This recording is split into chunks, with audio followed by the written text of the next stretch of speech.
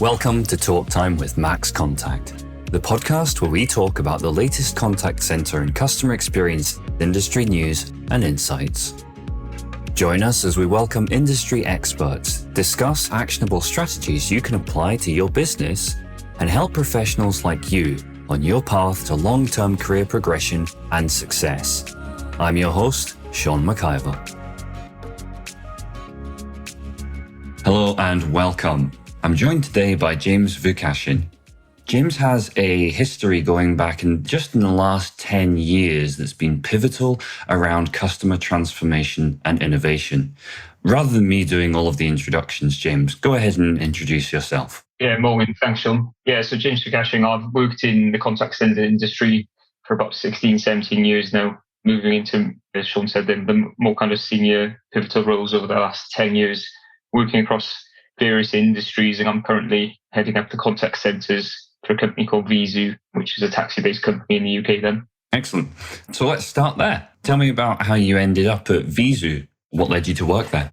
Very good question. It is actually previous relationships was the kind of kick-off that a couple of people that I worked with previously and for, they were at Veezu and kind of selling me the good story of the things that were going on over a period of months, which kind of tempted me to start to have a look. It's not a brand that people kind of recognize, but they were telling me great things about the company and kind of the ambition of the business. That got me tempted to go and have a look, do a bit of digging and diving, speaking to a lot of the kind of board members and the team at Veezu, which really tempted me to kind of come and join them on what is a very exciting journey at the moment. Excellent.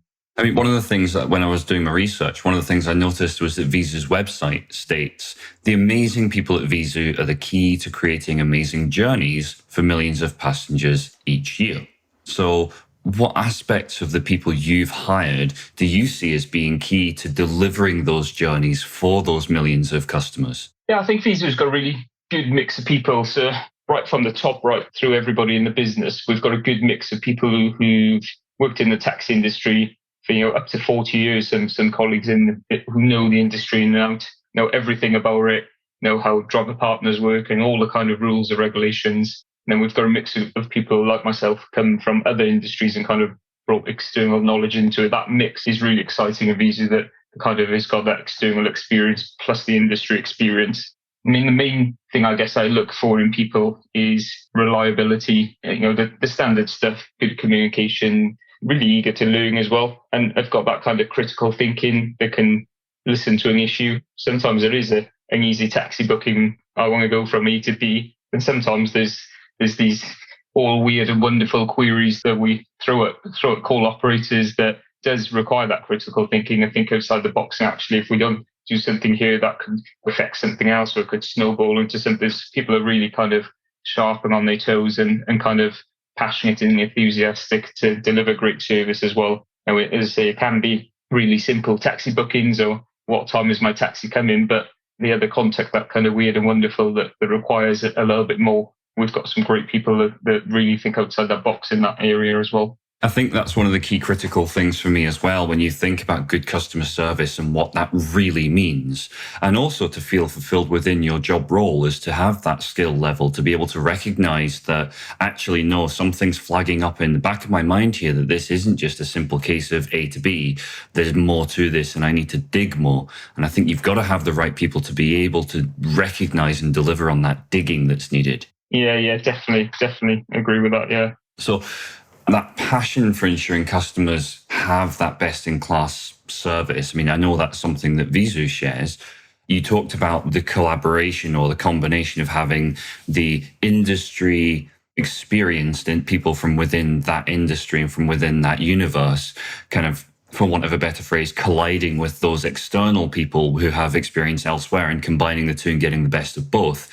Is that kind of one of the things that you see that sets you apart from the competition? Is that something that others are missing a trick, or is there more to the magic formula that's been established at Veezu? Yeah, no, definitely. I think the taxis industry itself is somewhat archaic in the sense you've got a couple of obvious big ride hailers that have gone out there, quite technology based. We all know who they are, and they've kind of set the bar there in terms of expectations of passengers. And then you've got then the ride hailers are one concept, and then really you've got a mass amount of local players varying from one car one guy and one car to a couple of hundred driver partners working for businesses. But there's no real kind of consolidation in that market. And it means that service has never really been looked at in terms of the customer journey side of things.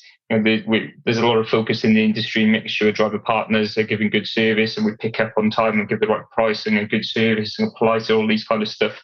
The back end customer kind of service centres that haven't really had much focus. Actually, they're critical. People need someone to answer the phone quickly. You need to book the taxi quickly if they're going from A to B for various reasons. We all know if you're waiting for a taxi, the most frustrating thing is not getting the accurate time. If it's 10 minutes away, great. But don't tell me it's 5 minutes away. And when things go wrong as well, we've lost keys, we've lost wallets, we've had issues with card payments being charged too high. All these kind of things that actually seem quite minor, but are quite impactful on people's lives. So I think for me, it doesn't matter what industry it is. We always set that bar high in terms of giving great service, and that's what people expect as well. Yeah, no, absolutely. I want to just cycle back briefly for just a moment to what you were saying previously around some of the really big players in the market. I know that the company has what's referred to as a hyper-local focus. So how do you define that? How does that contrast to the bigger players? And why do you think that's particularly important to your customers? Yeah, no, sure. I mean, there's some obvious big ride hailers out there who are fully technology based. Yeah, so there's some really big obvious players in the market in terms of ride hailers, and they are fully technology based. And that works for people who want to just go on an app and book a taxi, which as a business we offer as well. We've got a really quick, easy app that gives that service to compete with that ride hailer. But what we also offer is the other kind of routes as well. So we do phone bookings, which you won't be able to do with the big companies. And actually, quite a lot of people still like to book their taxi over the phone. You've got a certain generation of people, and some people just prefer to speak to someone. So we offer that service as well. And we still take 30% of our bookings over the phone as well, manually done every day in, day out, thousands of transactions across the UK. So we offer that service. We also offer, in terms of a quick phone service, quickly, where's my taxi? Or there's something gone wrong, as I said earlier, you've lost something in the car. People sometimes don't want to be pushed through a self-service, automated, robotic route in terms of lost their wallet. They're probably quite panicky because they've lost their bank card. They want to speak to someone now who can instantly get in touch with a driver partner and say, has the passenger left a wallet in the car? Yes, great, and get it back to them. That makes people anxious when they've got to go through a long journey, and then waiting, maybe 24 hours to find out is their wallet being found. So we offer that instant quick service on the phone. We'll always answer 24/7, 365. And the other thing I guess we do is a lot of commercial work as well. So we've got a lot of local authority contracts with schools. We do school runs, which are really vital. I think we probably live a bit of a bubble. I personally take my children to school in the car. You don't kind of think of this other world where people don't have cars to take children to school, or children that've got special needs and need to go to a particular school that's out of area. The parents haven't got a car. So we offer really vital service in lots of communities to take children to school at various levels. We do a lot of work with the NHS as well, big NHS contracts across various areas. And that's things like taking patients from hospitals to clinics for cancer treatments, for blood tests, taking elderly patients across to various areas that don't always require an ambulance, but actually we're that other service in there. And even critical services, like in Bristol, we do blood runs as well. So if you've got a pregnant lady that has a blood hemorrhage, we do a couple of times a week, we'll be doing blood runs in Bristol, picking up blood and taking that over to the maternity ward in Bristol. So that's, again, a really critical service that requires quick dispatch of a driver partner out and getting that over. So it's this kind of world that builds around, you start to build it, or we touched on there, that kind of hyper-local community to touch, which probably brings us into that. The other bit of it is understanding the local communities. Now, you can act as a national brand, but actually, the service required in Cardiff might differ to the service required in Bath, to the service required in Leeds. And it's understanding local communities and what they like out of that world. So we act as a local player, and we've got people based locally as well. So we've got big contact centres that sit over the UK, but we actually have hubs in every single town and city we operate in. So if you go to Bristol, Bath, Swindon, Leeds, there'll be a local hub there with a few people that are working with the local driver partners in the local community. And they do things like that great charity work and community work with the local people, but actually understanding that locality as well and making sure that we're kind of focused on that local area at the national level as well, which is a differentiator as well. Yeah, a couple of things to kind of touch on off the back of that. I think one of the first things that strikes me is that actually, when you go to the website for the business, you can see the phone number there front and center. It's not hidden away behind a number of menus. It's not hidden away behind a number of screens. You don't have to Google search it. You can actually find it directly on the website. And thinking about some of the large competitors, certainly the really big large competitors, that's not something that's always as forefront. It's interesting because one of the other aspects is the app describes itself as a 3-tap booking process as well. So you've got what seem to be these two different channels. You've got your traditional telephony-based incoming channel, and then you've got your 3-tap booking process. So the ease of use seems to be central to the success of that UI on the 3-tap booking process. How did you review and refine that process? And I suppose, were there lessons learned along the way? Did it surprise you that there was as much of a demand still on the phones? Yeah, I think definitely. I mean, apps are great, and lots of us use apps. I know my parents wouldn't use an app, for instance. If I asked my dad to book a taxi through an app, he'd probably throw his phone back at me. He probably wouldn't even know how to do it. So I'm conscious not everyone likes technology, not everyone likes apps. And that's people from all different generations. Some people do just enjoy speaking to people on the phone. I mean, me personally, I'd use the app when I do book taxis using our app because I like that quick, easy route. So we've invested a lot and focused a lot on the app in terms of making it really convenient, really speedy. People want to book a taxi, they probably want it quite quickly. They just want a couple of quicks, picks up a GPS, picks where they are, where they're going, and it's done. So we've done a lot of kind of focus on our app and looking at live views of cars and wait times and making sure they're accurate to roughly what kind of wait time you're looking at and the pricing, all that kind of piece, and linking in things like Apple Pay, Google Pay, to just make it really convenient for people. They can quickly do it. But yeah, I mean, as I said earlier, there's still around 30% of our bookings are done over the phone. So that's something, when I come in, you could easily push down and hide the number and bury it at the back end of a website, take it off the front of cars, take it off our advertisements and say, just force everyone through that technology route. We want to do it app-based because in reality, it's much cheaper to service someone through an app as well. You're not paying someone to service that contact at the other end. That's definitely not where we want to go. We slap our number all over driver partners' cars, on magnets, on billboards, on websites. Actually, the number's there. If you want to ring us, we'll answer, and we'll answer really quickly as well. We're not a contact center that you have to wait 15, 20 minutes, an hour to get through to someone. We'll answer within a couple of seconds every single time, 24/7. If you ring us Christmas Day, on New Year's Eve, whenever it is, we'll always service that contact and someone will be there to answer. It probably touches back earlier on that hyper-local. We do have centralized contact centers. We do still have people in the hubs as well. Another key part we've kind of looked at is not if we've got someone taking contact for a certain area, we train them up on their area. So we don't just say, welcome to Veezu, taking contact for all of the Southwest or all of South Wales. We'll give you Cardiff and kind of train you up in local areas, the hospitals, the shops, the local pubs, the kind of key areas, the streets, that kind of piece. And then you might be ready to take on Newport and Swans and all these different areas over time, but we'll kind of layer that in at your pace so people get trained in the local areas to make sure they've got that local knowledge as well. Then that's a really interesting point because, you're thinking about the big national contact centers, you get through to somebody and they've no knowledge or understanding or comprehension of your own locality, the variation that you can have, as you said earlier on, between, for example, Bath and Bristol. And it's interesting that you've put that centrally into the training of the advisors who are dealing with these interactions. And I think that that's a really interesting segue into something that I was going to come on to later, but I'm going to bring it in now. And it's around looking at your history and your career. You've been central to customer journeys and transforming businesses. And clearly you've kind of had the same you've looked at this through the same lens.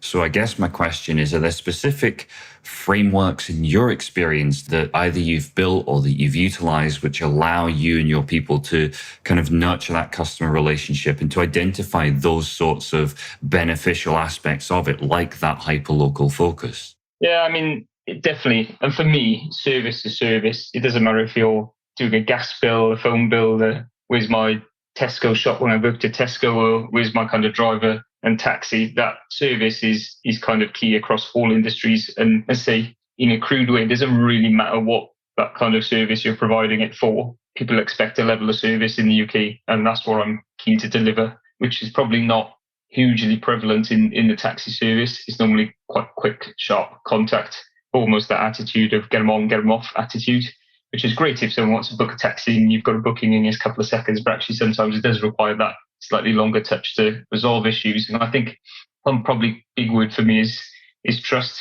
I trust my guys to deliver a great service as well. If they tell me they need a little bit longer on that call because they're trying to fix an issue and stop that again spiral into something bigger, I trust them to do the right thing as well. We've got quite tight rules and regulations in the kind of taxi world from local authorities, but actually we should be getting it right every time as well. And we want people to trust us as well, so they know if they ring one of our brands, they can trust us to do the right thing. So if we say we're going to ring them back later on today and we're going to go and find their wallet or sort out a pricing issue or find out what happened on a certain booking, that they trust us that we'll ring them back and get that resolved as well. And another probably key thing for me is always put yourself in the customer's shoes. How would I feel? And there's one key thing I've been saying to my team recently is they come up and they say, well, this happened to a passenger. So how would you feel if that happened to you? I won't be happy. Exactly the answer. You're a person, they're a person. If they're not happy and you say you're not happy, there's your kind of answer. And it's always putting yourself in the shoes. It might seem something quite small. The taxi was 10 minutes late. You told me it was going to be 5 o'clock and come at 5:15. And you went, oh, okay, sorry. And they go, well, actually, I was picking up my child from school and they were left outside, or I was running late for a hospital appointment, or I missed my train. And it's actually then thinking, how would you feel if you missed your train or missed your flight or your child was left outside school? And so that kind of thinking as well as going, actually, they've got the right to be annoyed, or they've got a right to question this pricing. Is putting yourself in them shoes as well then. And I suppose on the back of that, if we're talking about those scenarios where it is that slightly more challenging customer conversation, I suppose one of the things that's a part of that is some contact centers and some businesses do it very well. Others have what I would say is they've got a way to go. And that's around customer follow-up. Quite often we talk about customer follow-up, we talk about customer satisfaction, we talk about net promoter scores, but the actual follow-up itself, the follow-up to event X, whatever that may be, do you feel that at an industry level that's something that's still somewhat underutilized? Yeah, definitely. I think there's definitely opportunity for follow-ups. Now, you're not going to follow up every contact. We take millions of contacts a week across our kind of contact centers. It's the ones that kind of stick out and you go, actually, there's something here that requires me to do a little bit above and beyond. I'll give one example. The other day we had a disabled passenger that got stuck in a taxi. Now, it was just a fault with the taxi. It was no one's fault. It was a manufacturing fault. And the lady unfortunately got stuck in a wheelchair in the taxi and the lock got jammed or something along them lines in there. So they were unable to get her out. She wasn't particularly frustrated. She understood there was a problem. It was just unfortunately one of them things. And the driver partner had to take her to a local garage and the mechanics had to kind of fix it and get her out and sort that out. So it was almost resolved and it came through a channel to us that had happened for us to be aware of that happened. Again, it was no one's particular fault it happened. It was just one of those things. We could have just parked there and said, it wasn't our fault, it wasn't the driver's fault, it wasn't the car's fault. The lady wasn't particularly annoyed. There we go, kind of dust up and move on. But actually, so let's just check in with that passenger and say, actually, she might have been quite upset, quite scared, who knows. Just check in with her and make sure she was okay, actually, and send her a bunch of flowers to say, we're really sorry that happened. We're not saying it's our fault or your fault, but we're sorry it happened, really, and just show a bit of care for people. And that's what we did. We just sent a quick bunch of flowers out, give her a call and just say, we're really sorry that happened. The driver's gone and taken the car and it's all been fixed. It won't happen again. And just apologies. And hopefully that resolved it. I know the feedback was that she was really happy. She was pleased and a bit surprised, really, that a taxi company had done that follow-up to her. So sometimes then kind of small little gestures that do go a long way. And undoubtedly, if you look at her history, she probably books with us all the time and travels, and that's probably restored her faith. And it's that piece where undoubtedly she will go and tell friends and family that happened as well, and they'll probably think, oh, that was really good of Dragon Taxis in Cardiff to do that. So it's that good message as well that sometimes requires quite little effort, but it goes a long way to people as well. I think that's a really important point to make it here, certainly from my experience, is that both having been on from being a front-end user on the phones and also from being a customer of however many companies, one of the things that's always struck me is that it doesn't have to be expensive. It doesn't mean that I'm looking for compensation of thousands of pounds if something goes wrong. Actually, what I'm looking for, and I'm not saying it's universal, but what actually I want is for someone to say, you're right, that wasn't acceptable. And I'm really sorry that's happened. And when I find it to be the most rewarding and the most encouraging thing is when it's then followed up with, and here's what we're doing to prevent it from happening again. Those sorts of steps make a big difference, I find. Yeah, no, 100% on me. Feedback loops is a huge piece for me as well that we've been looking at in terms of we do get complaints and what we actually do if they're of a certain level, passengers kind of filling a form online. So we've got a log of that official complaint and whether various reasons, and we've got it all categorized and we've got the reasons in there is actually, what do we do with that then? Do we look in there and say, can we pick off the kind of most common issue that people are complaining about, wherever it is, and say, we had 10 complaints in last month and that, let's go and take that. Is that a process issue we can fix? Is it a training issue with our guys?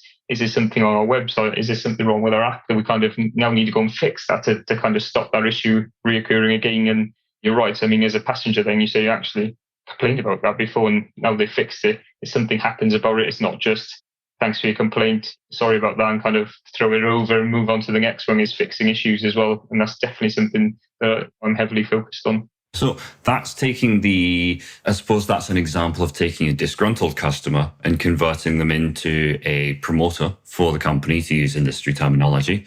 And that makes sense. I can follow the traffic of that through. That makes perfect sense to me. Sorry, that was a really bad pun. But what about the customers who experience exactly what they expect? And what I mean by this is that everybody now is familiar with those post-survey things that happen. What's the best way to encourage already satisfied customers to actually become proactive advocates for the services that a company provides without feeling that disingenuous or saccharine type way? What would you suggest there? It's a really good point. I mean, we've all seen the kind of pictures and stats about kind of advocates and brand advocates and how much work you got to do to kind of make that a positive experience. Rewinding it back is definitely, I mean, the basics, first of all, getting a good service. As a taxi, the main thing people expect is good service if they contact, the correct price charged and displayed and gone out to their account. The taxi is on the time that they kind of ask for. And if you kind of tick them boxes, that's generally a good experience. But how do we make a kind of advocate is a really, really good question, because if it's late or the price is wrong or you get a rubbish service, you can be rest assured someone will shout about it and tell their friends and family that don't use that taxi service, it was late, it was overpriced or whatever it is. I think there's a few things now that really, as we've kind of got strong brands, social media is a huge platform these days in terms of sharing good experiences. You can use social media for great things like on the commercial side, but we are using it on the passenger side as well, sharing great stories, using things like Trustpilot and pushing positive reviews. Now, I'd agree with you, it's getting the right balance. If you've got a passenger that had a simple journey 2 minutes down the road, you don't want to push service down their throat and tell them to fill in a Trustpilot, to do an NPS score, and now rate how good the advisor was, and rate how good the app was on Play Store, and rate this and rate that, because all of a sudden some companies will shove 9 different surveys at you to tell them how good they were to put on their website. So it's definitely getting a good balance. But actually, if we've got commercial customers, for instance, if we've got a good local authority or NHS contract that we deal with and they're really happy with the service, should they be rating us on Trustpilot or a similar platform of that kind of merit? Or passengers maybe that book in frequently, and we've got people who use us daily to work, to school runs, going out on the weekend, that use us quite frequently, are clearly very happy with our service, never complain, never raise an issue, and use it kind of daily on some extent. Should we be doing something proactive with them? That could be a contact actually, or a text message or a survey saying, thanks for being super loyal to us. We can see you booked 27 times in the last month.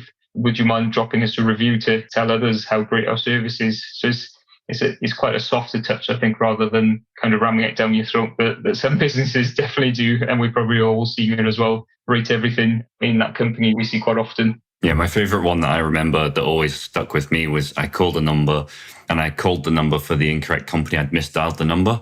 And I was like, I'm really sorry. I was trying to get through to company X and I got through to company Y. I'm really sorry.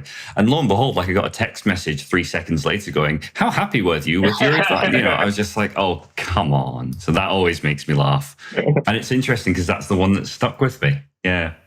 I'm going to throw a bit of a curveball out there because this is one that I was reading about over the weekend. So you mentioned earlier on that 30% of the interactions are actually through phone calls. So I was reading, because I'm really interesting and not at all sad and tragic, I was reading highlights from the 2022 UK Contact Centre Decision Makers Guide. And I saw that the average cost of an inbound call, this is at an industry level, but the average cost of an inbound call is £5.42, which is more than email and significantly more than web chat. Your average speed of answer is almost 2 minutes now, the highest it's ever been recorded. 71% of contact centers use at least one cloud-based application. 99% of UK contact centers expect some of their agents to be continuing to remote work for the forthcoming year. Web chat's gone up by 60% in the last couple of years. And almost all businesses say that AI is going to be important to their contact center.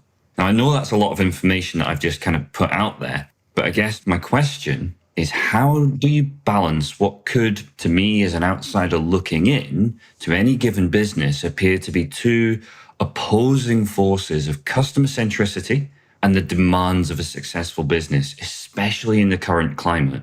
Yeah, I mean, it's interesting. I remember going back probably as a little bit younger, I had more hair, going to kind of the big industry conferences and the kind of big showcase pieces in London. I'm probably rewinding back maybe 11, 10 years ago or something now, and sitting down and looking, watching things. I'm probably slightly more naive than listening to everything and believing it. And I remember really getting sucked into one speech in there that was about AI technology. And it was along the lines of, in 10 years' time, there'll be AI people answering calls, whether that's kind of fake face in there, an AI face, or that kind of AI automation answering through a kind of API in the background answering the calls.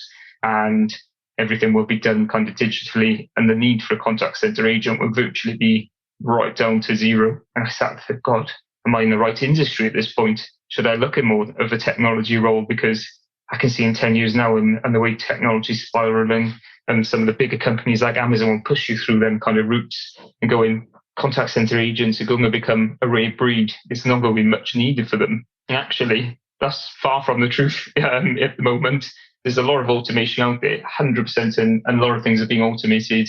And there's a lot of kind of web chat, and there's different various online self-service, but actually contact center, customer service kind of type agent roles are still huge. There's tens of thousands of them in the UK. It's a massive industry. It's one of the biggest industries in the UK. And it's a really good industry to get into. You know, there's some great roles, great prospects in the industry as well. And I'm a massive advocate of the industry. But in terms of them basic roles in the contact center at ground level, dealing with customers, they're as important now as ever. And that's because people like to speak to people. It's because they trust it more than a computer or AI technology. It's because they want a quicker answer. It's because they don't like using technology, all these kind of various means. And we all do it. I mean, I love technology and I love automation. And someone gives me a quick button to fix my problem instead of picking the phone up. If I go into Tesco, I'll go to the self-service tills as opposed to a man till, embarrassingly. But you know, that's the kind of route I go down. Still, if something goes wrong in my life, I had problems recently with my tax code, for instance, that was wrong on my payslip. I forgot that's wrong. I didn't look at automation because I thought I want to speak to someone and make sure this is fixed. I found HMRC's number. I won't tell you how long I had to wait to get through to someone, but I was prepared to wait that very long time on hold, listening to the most exciting music in the world, because I knew if I speak to someone, I'll probably get it fixed. So I still do it, and I know lots of other people do it. And that's definitely a service we should continue to offer because that's the route people want to go. But it's a really good point. Is obviously it's balancing the business then, because if you drive everything through automation, it's cheaper. Everyone knows it's going to be cheaper because you're not paying someone to service a call. But actually then you're probably going to lose lots of bookings in our world. You'll drive loyal customers away. You'll drive commercial work away. You'll drive complaints to down a different route. So it's definitely one that I work very closely with in day out, kind of balancing our costs, but balancing giving a great service to people as well. And as I touched on earlier, it's not that kind of attitude of get them on, get them off. We could book it, probably some of our top guys can book a taxi booking in 20, 30 seconds, super whizzes on the computer, get a postcode, get it done, get it booked and get it off. Or actually, should we take a little bit longer and ask how many passengers are there? Because sometimes people say, I want to book a taxi. And then you book it, and then it turns up, and there's actually 5 of them, and they can't get in the taxi, and then it kind of snowballs. Or they've got a few suitcases because at the airport, and we've sent Toyota Corolla that only fits 2 suitcases, and they've got 4 suitcases. So it's these kind of, if we spend that little touch longer on the phone, and it sometimes then on paper will look, God, we spent 60 seconds, and we could have done it in 30 seconds. But guess what? We stopped unhappy customer and we stopped 3 other calls coming through, we stopped an unhappy kind of driver partner, then had to go and get another taxi to come out and pick them up as well. So sometimes it's looking at the bigger picture, I think, as well in things then. Yeah, I would agree with you on that one. Yeah, I'm conscious of time. We've got about 3.5 minutes left. So one last quick one for you. You talked earlier on about the differences that you've got in terms of regionality. And do you think it's ever truly possible to predict or map a customer journey, or does it need to be entirely adaptive to the individual, or is there a middle ground somewhere between the two? Yeah, I mean, most of my world revolves around 80-20. It's quite a big key thing for me. I think you can, in our industry, you can probably map a good 80% plus of kind of customer journeys, booking taxis, chasing taxis, lost property, an issue with a payment, whatever it is, you can map most of them. And we do very well. And we look at them processes and we look at how we can improve them, make them better for our guys servicing the customer and make it better for the passenger as well. I think there's always a need to understand not everything fits into a box. And I found that in every industry. And I said 20, but it could be 10, it could be 15%, but there's always these weird and unusual contexts that don't fit inside of it. There's always the contexts that require a slightly different process or a different mindset in there. So I think you can map truly probably 80-ish%, but there's always a good 15-20% that require something different. Yeah, no, that would make sense. And I suppose the customer journey mapping can become an evolution as you learn that regionality or that business area differential as it evolves. That customer journey based on the feedback loops can then evolve as well over time so that you can adapt those. They're not fixed and rigid, so that if that 80 deviates more towards, so it becomes the 20-80, the opposite way around, you're still flexible enough to do that. Yeah, and that's a really good point you touch on. We found that we've got kind of what I would call national processes that sit over the kind of national industry, but there's some local processes as well, because we know passengers and leads like a slightly different process for a certain way because that's what they're used to, as opposed to someone in Swindon. So we're fully conscious not everything fits into a box and people in different areas like things different ways. Yeah, no, absolutely. Again, thank you very much to National Director of Contact Centres at Veezu, James Vukashin. Okay, final question. We've got about 30 seconds. Who in the contact centre industry would you most like to take to lunch? Good question. I could name someone big and famous, but I'm going to say Kerry Lynott, who was my first ever team manager when I was a 19-year-old ex-school leaving, university going person who said you can make a career in call centres if you kind of work hard. What a brilliant answer. Thank you ever so much for your time today, James. No worries. Thanks, Sean. Thank you. Thanks again to James Vukashin, National Director of Contact Centres at Veezu, for taking the time to talk to me. Talk Time is brought to you by Max Contact. To find out more about Max Contact and how our customer engagement software can help you and your teams provide smarter customer experiences, visit maxcontact.com and book your personalized demo today. Be sure to search Talk Time with Max Contact in Apple Podcasts, Spotify, Google Podcasts, or anywhere else podcasts are found, and leave us a positive rating to help other like-minded individuals join the conversation. Finally, before you go, never miss a future episode by clicking the subscribe button and turning on notifications. On behalf of the team here at Max Contact, thanks for listening.